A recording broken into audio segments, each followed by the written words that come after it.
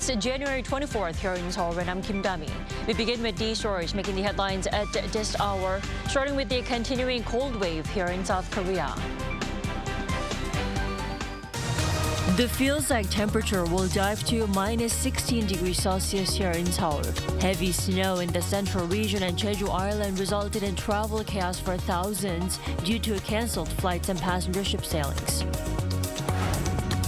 Russian President Vladimir Putin's North Korea visit will take place after the March presidential election, the Kremlin says. The U.S. reiterated its concerns over deepening Moscow-Pyongyang relations.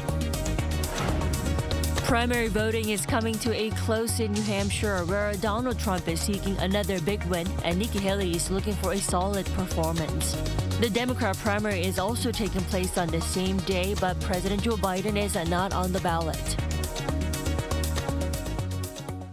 Temperatures have dropped to minus 11 degrees Celsius this morning, while heavy snow has led to flight cancellations and even weather-related deaths. The harsh weather is here to stay until Friday. Our Park Go-eun starts us off. Severe cold weather in South Korea has led authorities to keep in place nationwide cold wave and heavy snow advisories. Most regions in the country saw sub-zero temperatures in the morning. Seoul dropped to minus 11 degrees Celsius with a feels-like temperature of minus 16, while temperatures in other provinces dropped to at least minus 10, with Gangwon-do province plunging to colder than minus 15. Although the highest temperatures during the day in Korea are expected to slightly rise from the day before, between the range of minus 6 to 3 degrees Celsius, it will still be lower than the average for this time of year. The cold weather is anticipated to last until this Friday. There have been several reports of damage due to the weather. According to the Korea Disease Control and Prevention Agency on Tuesday night, 130 water meters froze and burst. And due to heavy snow and strong wind on Jeju Island, over 400 flights were canceled alone on the island on Tuesday, leaving around 20,000 people stuck at Jeju Airport. The runway at the airport was closed due to the heavy snowfall over Tuesday night, and although the snow was cleared by Wednesday morning, it's reported that strong winds are still causing delays. And according to the KDCA, around 93 passenger ships were unable to leave port, while 144 hiking trails across the country were closed. The agency also said that as of Sunday, there had been a total of 237 cold-related illnesses, with 7 presumed deaths. Park Go-eun, Arirang News. Now, over in Russia, the Kremlin says there's no timeline yet on when Russian President Vladimir Putin will visit North Korea. But it also added it will likely not before the March election. Lee Seung-jae has more. Amid speculation that Russian President Vladimir Putin will be visiting North Korea for talks with Kim Jong-un, the Kremlin said Tuesday that it is unlikely to be before the presidential election in March. According to Kremlin spokesman Dmitry Peskov, it won't be possible for the Russian leader to visit Pyongyang before the presidential election, with such a visit a longer-term plan. However, Peskov added that Putin will be visiting the north when the two sides can discuss and agree to a set schedule. After meeting with the North Korean leader at the Vostochny Cosmodrome in the Russian Far East in September last year, Putin accepted Kim's invitation to visit North Korea. Last week, the Kremlin announced that it was coordinating the timing of President Putin's return visit to North Korea through diplomatic channels and would announce it as soon as it was confirmed. Meanwhile, White House National Security Council spokesman John Kirby said Tuesday that the U.S. is keeping an appropriate defensive posture against North Korean threats. He added that Washington is watching the situation on the Korean Peninsula very closely and is confident in the level of defense posture in the region. The comments come amid tensions heightened by Pyongyang's continued weapons test and hardening rhetoric.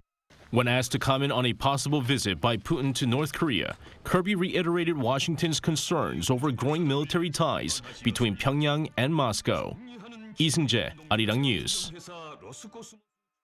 Over in Geneva, where China's human rights solution is being reviewed by UN members, South Korea called on China to provide protection to North Korean defectors amid growing concerns about the repatriation of North Koreans in Beijing. Peunji reports. During the United Nations review of China's human rights situation held in Geneva on Tuesday, South Korea urged China to provide adequate protection to North Korean defectors. This is the first time that the country has directly mentioned the issue of the human rights of North Korean defectors during such a review of China. We recommend that China provide adequate protection to its peers of foreign origin, including the Democratic People's Republic of Korea. South Korea's ambassador to the UN also said Seoul recommends Beijing consider adopting a national refugee law as part of its efforts to implement the 1951 Refugee Convention. Under the system called the Universal Periodic Review, or UPR, the United Nations calls for each member state to undergo a peer review of its human rights records every 4.5 years. Ahead of the review, Seoul's foreign ministry explained Tuesday that it aims to step up efforts to protect the rights of North Korean defectors. We have been actively engaging in diplomatic efforts at bilateral and multilateral levels to ensure that the North Korean defectors residing abroad can safely and quickly travel to their desired destinations. These efforts include close coordination with relevant countries and raising the issue of North Korean defectors at the international level. This comes after China reportedly deported hundreds of North Korean defectors against their will on October 9th last year. Civic groups in South Korea say as many as 2,600 people have been forcibly sent back to North Korea since last August. And the Human Rights Watch says the defectors, mostly women, could face imprisonment, sexual violence, or even death once they're back in the north. 배은지, Arirang News. United Nations Secretary-General Antonio Guterres said a two-state solution is the only way out of the crisis in Gaza, denouncing Israel's rejection of the idea. Speaking at a high-level UN meeting on Tuesday, Guterres said it is the only way to address the legitimate aspirations of both Israelis and Palestinians. He added that Israel's clear and repeated rejection is unacceptable and would only prolong the conflict. He also called for an immediate ceasefire to allow aid delivery, hostage releases, and de-escalation in the Middle East amid risks of broader regional conflict. Now, on the same day, heavy fighting was reported in Khan Yunis, with one of the few remaining open hospitals attacked. The Hamas-run health ministry in Gaza said Israeli tanks fired on the specialized surgery building and the emergency building of Nasser Hospital, leaving dozens injured.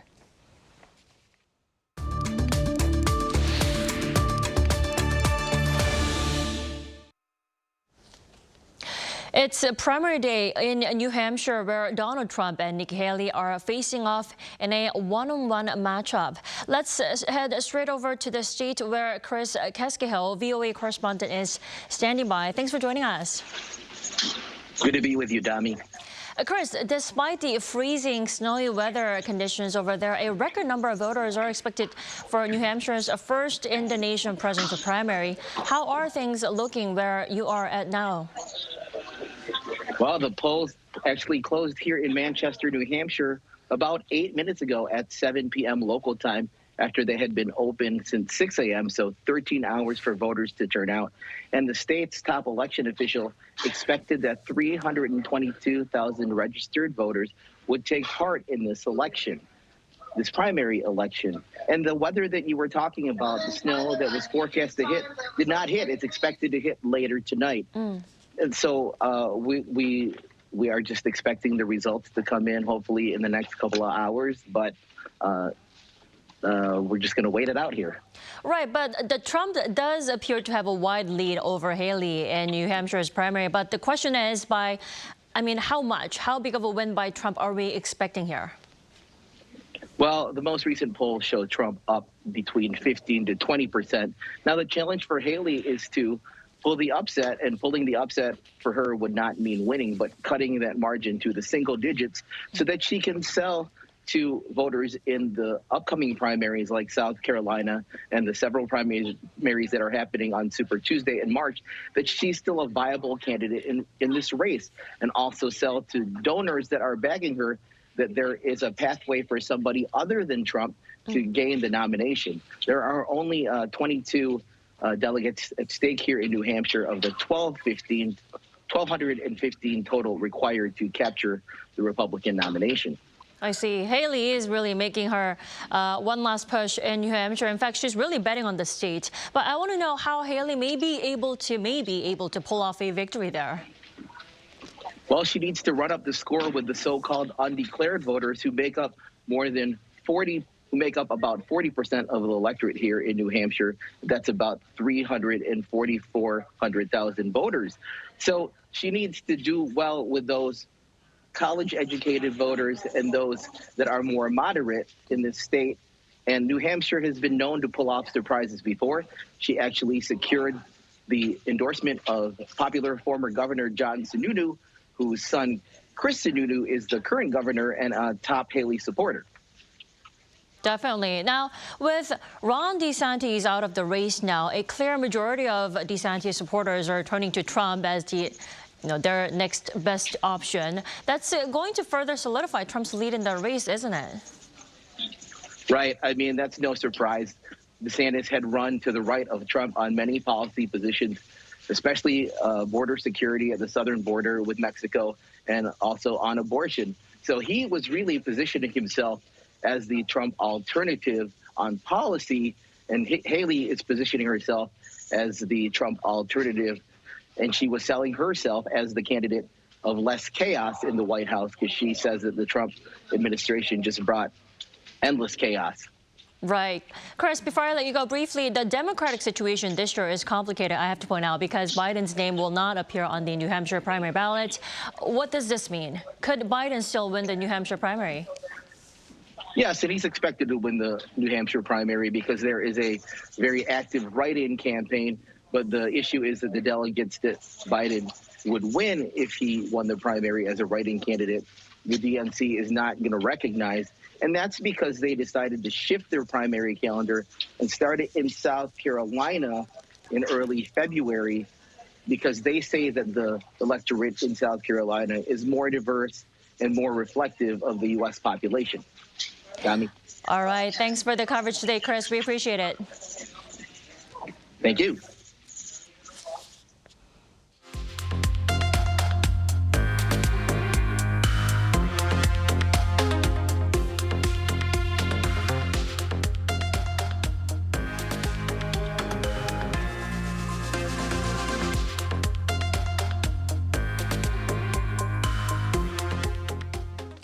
Past Lives, a movie written and directed by Korean-Canadian Celine Song, has been nominated for 2 of the Big 5 awards at the 96th Annual Academy Awards.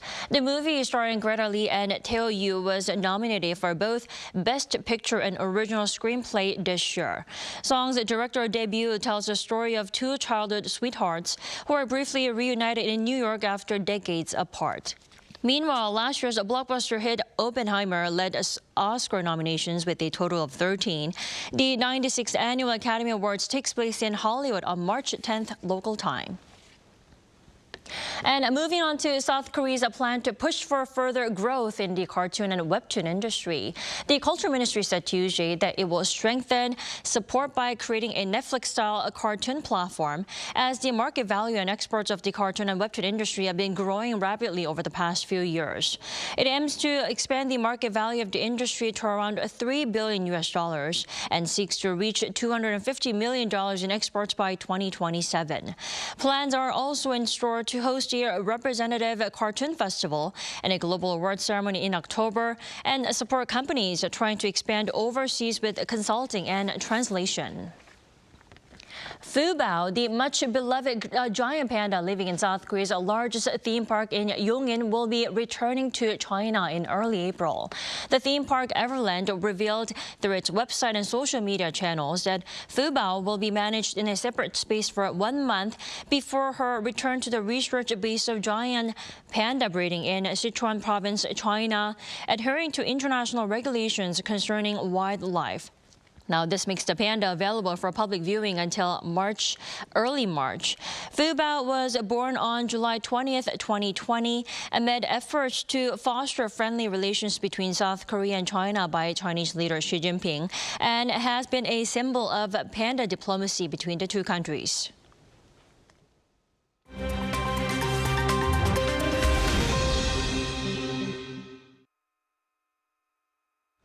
Good morning, I'm Kim Ji-young, and now we turn over to stories from around the world. We begin today in Turkey, where the country's parliament approved Sweden's NATO membership on Tuesday.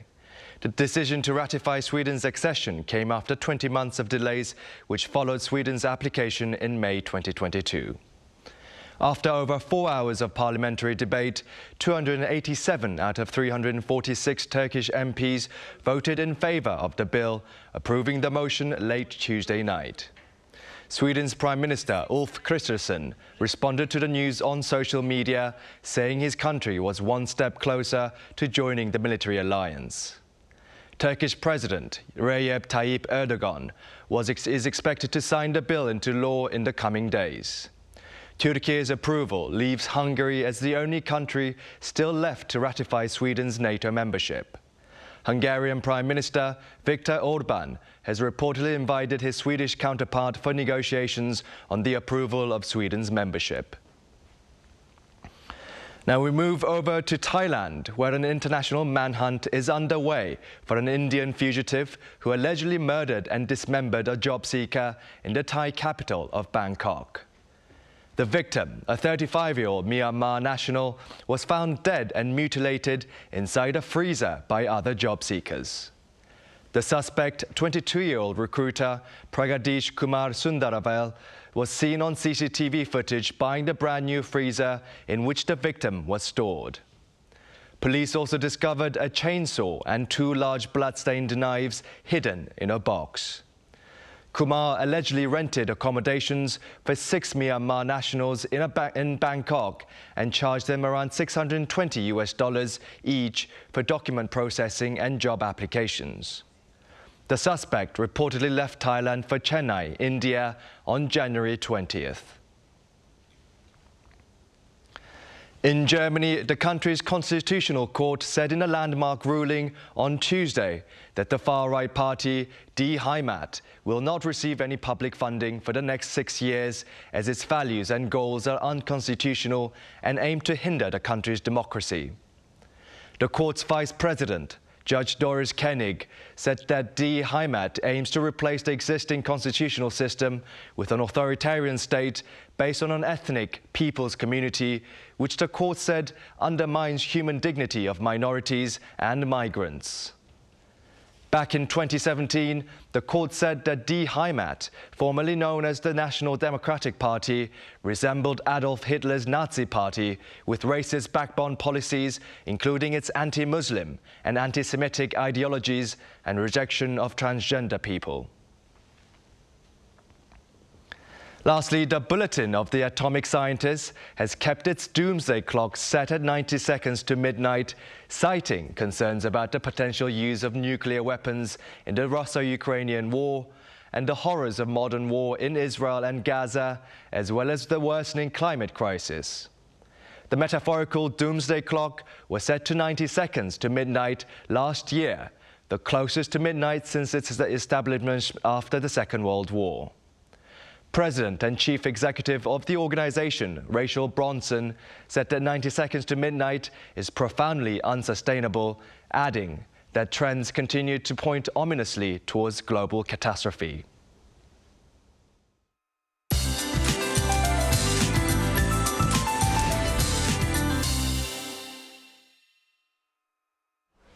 Good morning. What looks to be the last round of the season's cold snap is freezing much of Korea. Biting winds are making it colder, with a cold advisory remaining in place for much of the central parts of the country. Meanwhile, west of Jeollado and Jeju are seeing further snow, with a heavy snow advisory in place. Snow in Jeollado province will let up this morning, but Jeju Island will be snowy through Thursday. Jeollado could see up to 10 centimeters of snowfall. Chungcheongdo province might receive 1 to 5 centimeters, but it will be much heavier in the mountainous regions on Jeju Island. Athletes from around the world are also enduring Korea's harsh cold in one of the coldest spots in the country. So please stay warm and safe. Afternoon highs in Seoul will be at -4 degrees, which is about 4 degrees higher than yesterday. The rest of the country will also have highs that are 2 to 5 degrees higher this afternoon. Then we should notice more bearable temperatures from tomorrow afternoon. That's Korea for you, and here's a look at the international weather conditions.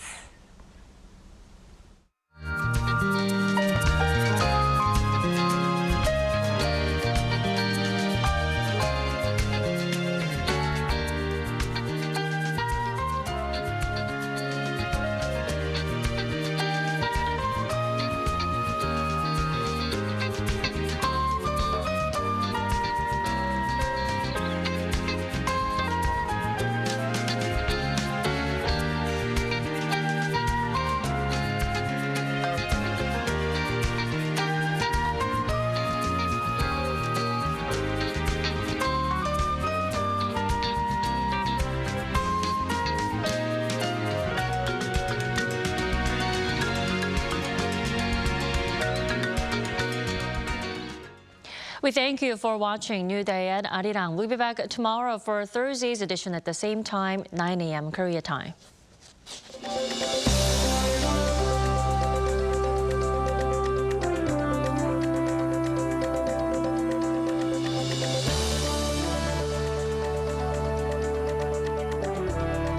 하나, 둘, 셋. Hey, Mr. Cupid, who's mine? Make sure you listen to what I say. I may be stupid or quite naive.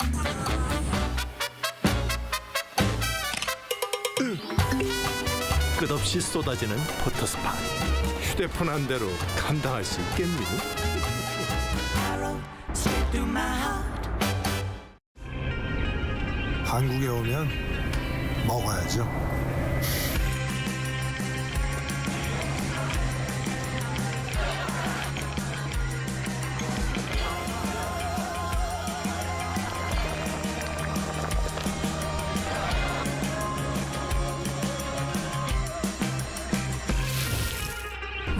먹어도 끝이 없는 나라.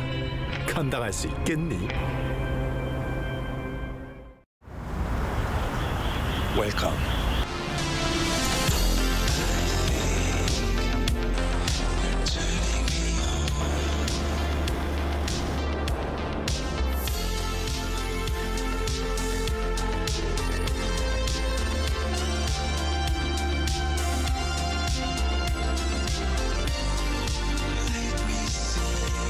(24시간) 불이 꺼지지 않는 나라. 감당할 수 있겠니?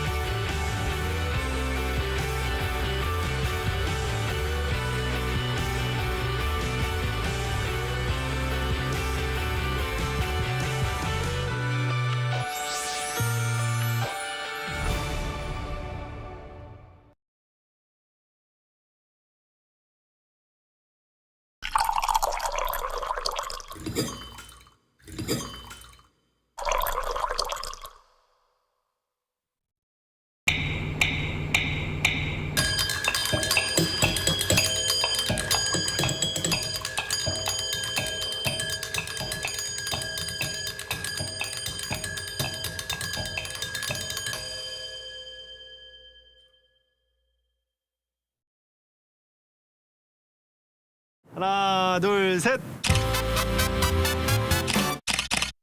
Hey, Mr. Cupid, who's mine?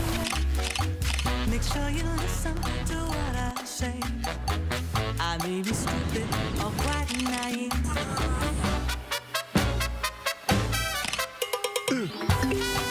끝없이 쏟아지는 포토스팟. 휴대폰 한 대로 감당할 수 있겠니? Arrow straight through my heart. 한국에 오면 먹어야죠.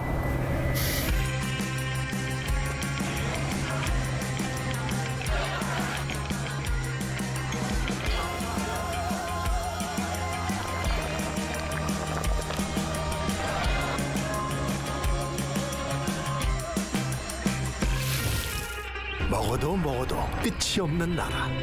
감당할 수 있겠니? 웰컴.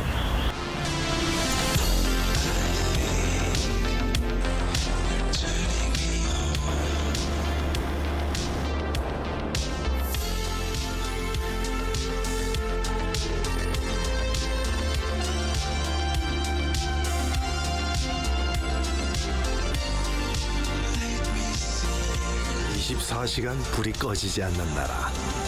감당할 수 있겠니?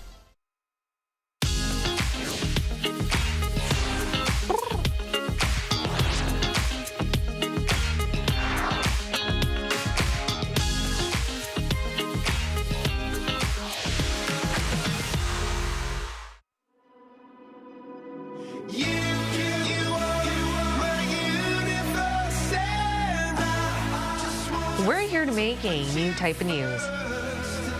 New insights, new styles, and new topics every day. We are News Generation. Making news just for you. It's January 24th here in Seoul. I'm Shin Yoon, and you're watching News Generation. Joining me in the studio is Park Ki-hoon. Thanks for having me. And Kwon Ju-yeon. Morning, morning. All right, now both are here to speak on behalf of people in their 20s and 30s. As usual, let's start with our news feed, which covers different hashtags and news items that have been trending on social media over the past 24 hours. Korea's average life expectancy is 73. This is 10 years younger than what the average Korean hopes to live until. Studies show the most effective way to prolong our lives is through exercising. One study conducted back in 2018 on 8,477 adults over the past 25 years found that at least 30 minutes of exercise per week could lengthen one's life. The study found the most effective exercise for prolonging one's life was tennis, then badminton, and soccer. Moving on, South Korea is the country with the highest plastic surgery rates per capita. That's according to the International Society of Aesthetic Plastic Surgery, which found 8.9 out of 1,000 Koreans had gone under the knife before. Statistics show how South Korea's plastic surgery market in 2018 surpassed $10.7 billion. Next in line were countries like Argentina, Brazil, and Colombia. And our last story. Earlier this month, a Korean male in his 20s visited the streets of Corso in Milan during his trip to Italy. While he was walking, 8 gunmen allegedly approached him, making racist sounds that resembled a monkey. The Korean tourist was allegedly robbed of goods worth around $2,000 to $3,000. He said the group of assailants also pinned him down and sprayed what he presumed to be capsaicin in his eyes. The victim immediately visited a Korean consulate in Milan for help, but he was directed to an emergency room and given information to where the local police is located at. More importantly, he apparently didn't receive any Korean interpretation. Now, those who came across this news shared their anger against the consulate. They questioned whether they did enough and criticized how it failed to ensure the safety of its Korean nationals. And the Korean Ministry of Foreign Affairs explained that consulates only provide interpretation when it's an emergency situation. And the consulate also said that they did provide assistance and directed the victim to safety. They added that the Korean tourist failed to really request the provision of interpretation services or give the exact details about the assault at the time of reporting. So we're still seeing developments on this story. But in the meantime, here in the studio, what did you think about hearing the story? Well, it is indeed a distressing and unfortunate incident that highlights the challenges faced by tourists in foreign nations, especially when they encounter violence or racism. Personally, I did experience some racism when I was in the UK. I was only 5 years old, but I did know that I was being discriminated, and I wanted some help from an agency, institution, or the government, but I couldn't receive any help. And in this situation, I do believe that, you know, it shows a need for better understanding, better communication, and better support from the government. You know, we have the right to be protected by the government. If not, are we in the reclusive state? Exactly. No. We're not. And especially whether we be in the same country or we be abroad, I do think it's up to the consulate to be protecting its nationals. Now, what were your thoughts on this story, Ki-hoon? You know, it's a little sad to see racism happen in this day and age. And I have been a victim myself, just like Ju-yeon, a long time ago back in Australia. And to be honest, anyone can make racial remarks to anyone with a different ethnic background. And it is quite frustrating to see Asians being the main targets and being treated as minorities over others. Look, I have nothing against Italians, but what makes me even more angrier is that even after 3 weeks since reporting the incident to the police, there has been no updates on the investigation. You know, so this gives me second thoughts of traveling to Milan in the future. And I just hope that these kind of things don't happen back here in Seoul. I think you mentioned a really good point there. Whenever we hear incidents like this happen abroad, it does take a toll on whether we want to visit that country or not. So hopefully we'll see some positive breakthroughs happening from this story. Now we're going to change gears to our discussion topic of the day. A rising trend in Korean media content these days is surbang.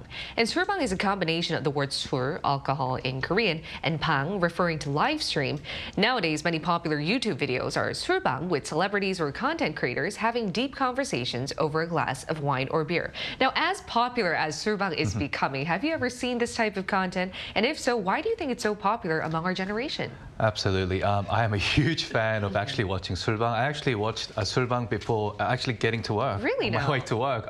There are numerous surbang content right now that's available, but the two I still watch is Shin Dong-yeop and Sung Si-kyung's channels, a well-known Korean comedian and singer.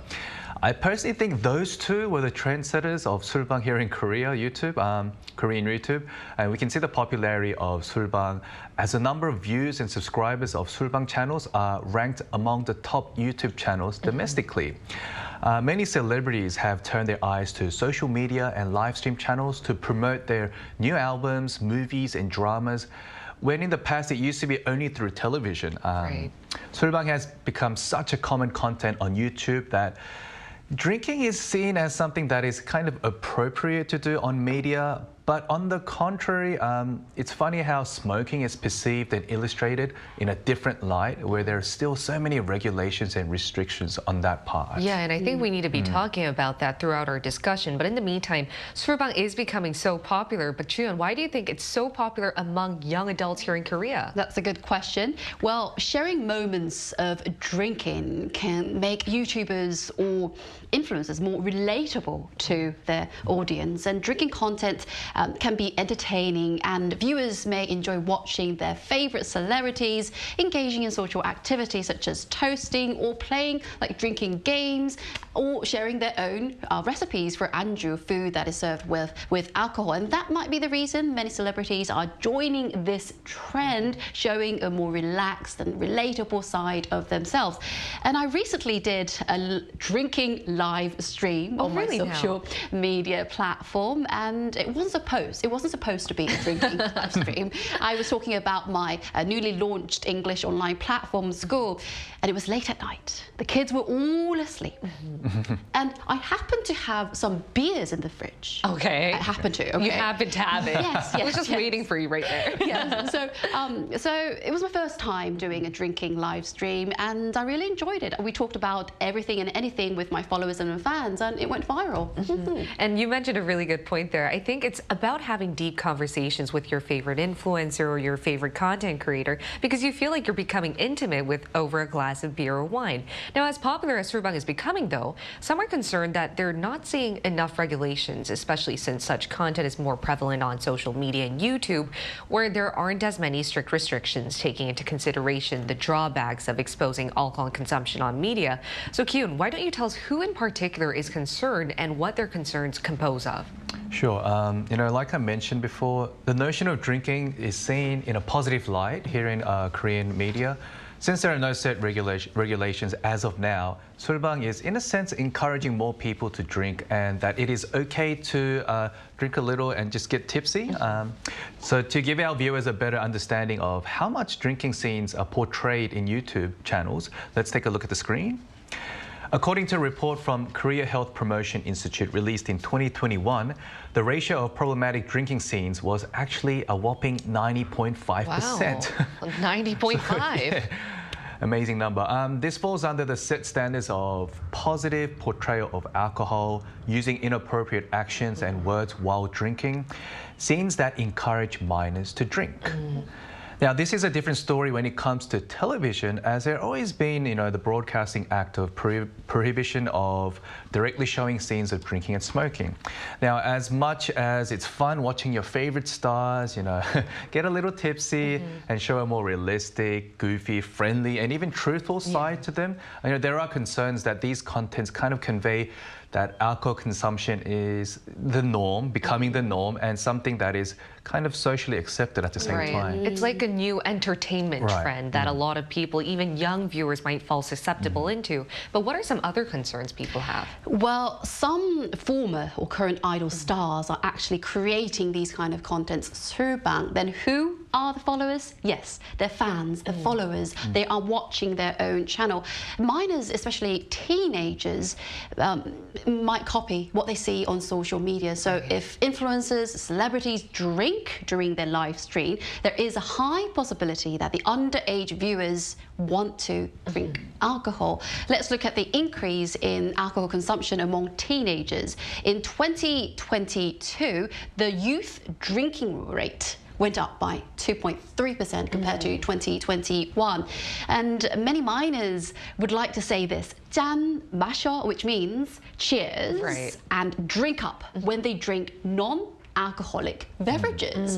And after watching those contents created by the influencers, or known as 초통령, or the president for the primary school students, they kept asking questions like this to their parents. Mummy, is alcohol tasty? Or Daddy, what happens to you if you get drunk? I can't imagine my kids asking those kind of questions to me in the future. But what if they actually did? Well... Mummy, what are you drinking that makes you so happy and different? Wait until you are legally allowed. That is so true. And I think you mentioned a great point there. Now that we're seeing so much underage drinking, I don't think it's a coincidence.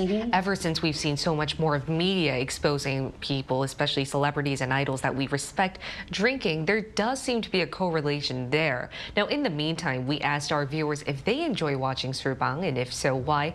Here's what 3 of them had to say. Take a look at the screen to find out. Let's start with Leon. Leon said, as I'm not a drinker, watching someone else consume large amounts of alcohol is interesting to me. Also, there is a sense of community and belonging for viewers who feel isolated or lonely. User said, I don't enjoy alcohol mukbang because it sometimes encourages people to drink too much. I'm against drinking alcohol. It should be discouraged like efforts taken to discourage smoking. MIMS said, I feel like I can smell the reek of alcohol through the screen whenever I see clips of people drinking, and it makes me sick to my stomach. So though Fubao is popular, there are some downsides which our viewers gratefully mention, but also we are seeing this type of content go viral in other parts of the world. That's why we're going to hear what a TV producer from the States thinks about the rise of popularity in live stream content showing people drinking. We're going to do a live interview, so stay tuned.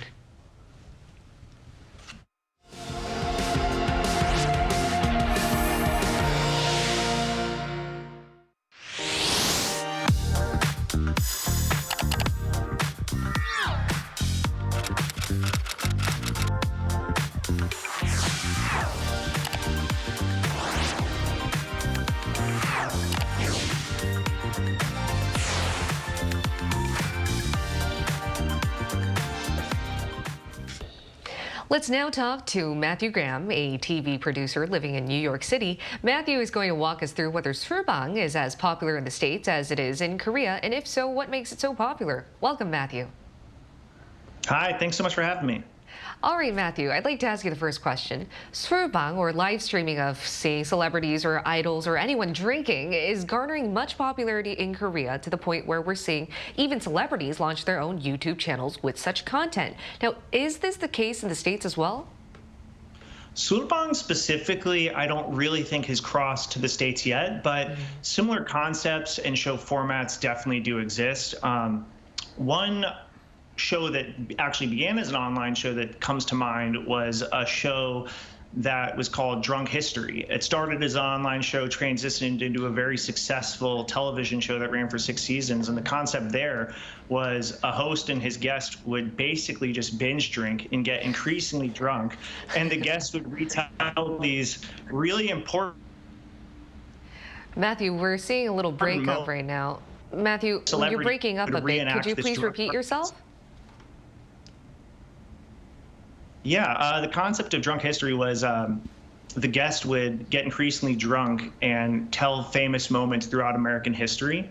And famous celebrities would basically reenact this drunk person's version of events. So not quite a talk show, but still a really funny, entertaining show. Something more similar that doesn't use alcohol as the vehicle to engage in conversation is a really popular online show called Hot Ones, or Hot Wings, I think, where a guest has on these A-list celebrities and they eat increasingly spicy chicken wings.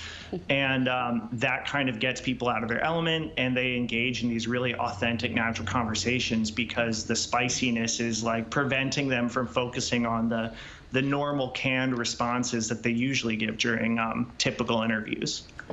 Right, Matthew, who doesn't like seeing other people get drunk or, eat spicy food in pain? Anyway, so why do you think 술bang is becoming so popular these days? Back to that same idea of, I think, alcohol, whether, whatever it is, the vehicle allows the guests and their interviewer to kind of get out of their element. It gives the audience, I think, a different perspective and view of these celebrities and these people they look up to that they may not have seen before. For so many of these high-profile people, as you mentioned before, the typical media circuit for them is a chore. They're doing like 12, 15 different interviews to promote some sort of movie or whatever project they're working on. And you get these canned responses, these, these sort of rehearsed stories, and you told them over and over again. You don't really get to see them as individuals or who they are really. And so alcohol, a few sips of alcohol helps them loosen up, takes them out of their comfort zone. And you see a much more candid or authentic side of these people. And I think audiences are always going to connect more with authenticity. I do agree, Matthew. So what are some regulations on media showing drinking alcohol in the States?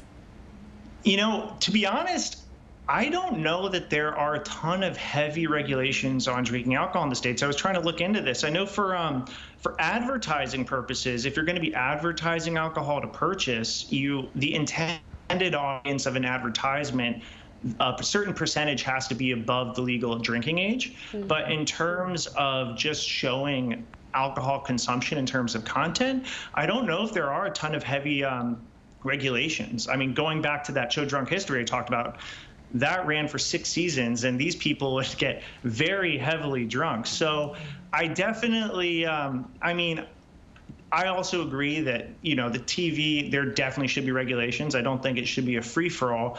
But I also don't think, there's a question here, is television and is entertainment, is that responsible for, teaching people how to have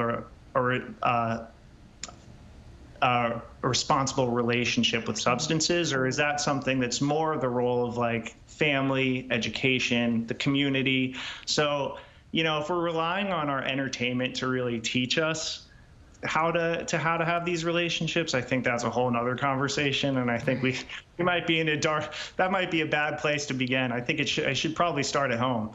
Exactly. I totally agree with you, because at the end of the day, there is demand for such type of entertainment, and as producers or any type of broadcast company, we are going to try to meet that demand, and we want to see that authenticity from people we like to see on air. Thank you so much, Matthew. It was a pleasure talking to you today. Thanks for having me. Thank you. All right, moving forward though, would you guys like to see officials address any concerns related to surbang? As Matthew just eloquently mentioned, I do think that there is an absence of a lot of regulations, but should it really be up to officials? If so, what type of regulations would you like to be seeing from now on? Honestly, I think drinking and smoking both have health drawbacks, and I cannot say which is less harmful, to be honest. I remember talking about the government's recent decision to raise cigarette prices to 10% every year to reduce the smoking rate among males. And I think officials should regulate both smoking and drinking with similar standards. And if surbang continues to trend in YouTube and cannot be controlled right away, I also think that content creators and celebrities who appear on these channels should kind of act a bit more responsible and perhaps mention the downsides of drinking excessively. And I would just like to mention one more thing. I think it all comes down to the individual as well. Yeah. You should be responsible for all your actions in terms of whether it's smoking or drinking. Mm-hmm. When I first learned how to drink before turning, when I turned the legal age, my dad actually taught me how to drink. And he would just tell me, in Korea, this is how you pour the drink, this is how you drink. If you do get drunk, it's the right way to say is this and that. Right. And he taught me the right manners to drink here in Korea. That's really norm here. It is. You learned the rules of the book here. Exactly. So I learned the right way, and it has helped me when I do socialize with my other friends, when I go outside and drink and party. So I think it's really important that you get educated from home. Yeah. That's where it starts. We can always blame the media for not not controlling enough, not having enough regulations. But at the end of the day, if you are a parent, if you have a child, I mean, obviously, and if you're a drinker as well, you should teach them how to drink properly and responsibly. Not excessively. And I think you mentioned a great point there. I do think that media should have regulations, given that a lot of people watch it. But at the end of the day, it's up to the individual and their family to really facilitate healthy behavior coming from any type of behavior they might be seeing on media. Chuyeon, what are your thoughts on this? Well, the government finally, they took action last month, you know, expanding from current 10 to 12 new guidelines in a revised version. 2 additional guidelines include warning messages should be used to inform about the harmful effects of alcohol consumption, and the last one is the contents that excessively emphasize the drinking should minimize the accessibility of the young children, the minors, teenagers, through age restrictions.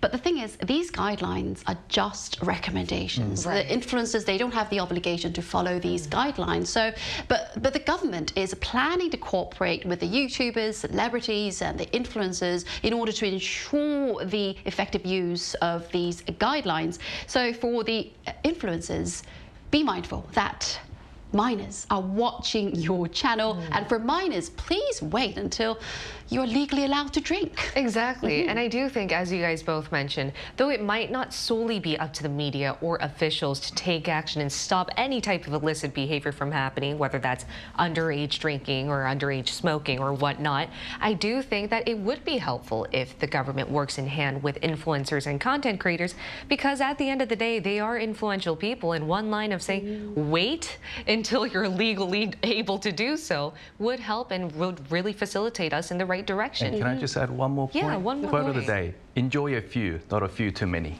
That is a great way to end on. I always tell myself when I go out drinking, enjoy a few, not a few too many. Not a few too many. Let's say that one more time. Enjoy a few and not a few too many. Exactly. It's gonna stick in my head soon. Now, in the meantime, we'll be here every day from 9:30 to 10 a.m. Korea time, bringing you more topics young people are talking about. Special thanks to Park Ki-hoon. Always a pleasure. And Kwon Ju-hyun. Thank you for having me. All right, and thank you everyone for watching. We'll see you tomorrow. We are News Generation.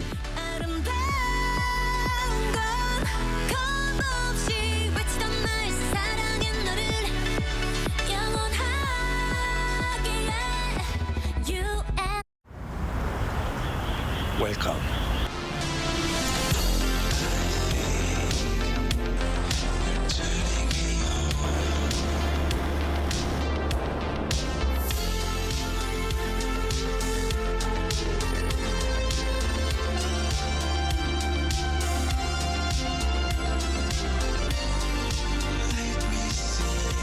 (24시간) 불이 꺼지지 않는 나라. 감당할 수 있겠니? 하나, 둘, 셋. Hey, Mr. Cupid, who's my way? Make sure you listen to what I say. I may be stupid or quite naive.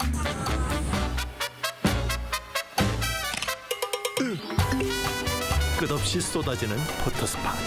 휴대폰 한 대로 감당할 수 있겠니? Arrow straight through my heart.